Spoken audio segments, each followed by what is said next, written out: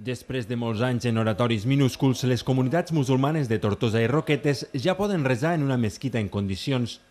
Surten dels seus respectius nuclis històrics per ubicar-se al polígon pla de l'estació, en un espai de fàcil accés i fronterer entre les dues poblacions. I han comprat una nau espaiosa, de 440 metres quadrats, per resar-hi, però també per portar a terme diferents activitats culturals. La mesquita la inauguren divendres, però ja porten alguns dies utilitzant-la. La recerca del nou espai, però, no ha estat gens fàcil. Más de 14 años que estamos buscando ese ilusionista, desde 2000 que está abierto el local de Tortosa, y la gente sufriendo y buscando, si está un poco caro, el otro está lejos, y al final podemos conseguir este. Hay una diferencia, hay 450 metros cuadrados, que habrá más gente.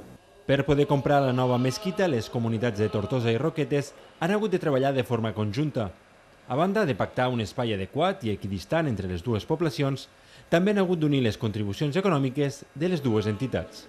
El precio de la nave nos costó unos 240.000 euros y las reparaciones que hemos hecho, como ya sabes que cumplen las normativas, han superado 10.000 euros. Malgrat l'ampli espai del que disposa, la nova mesquita no inclou cap zona per a que les musulmanes també hi puguin anar a resar.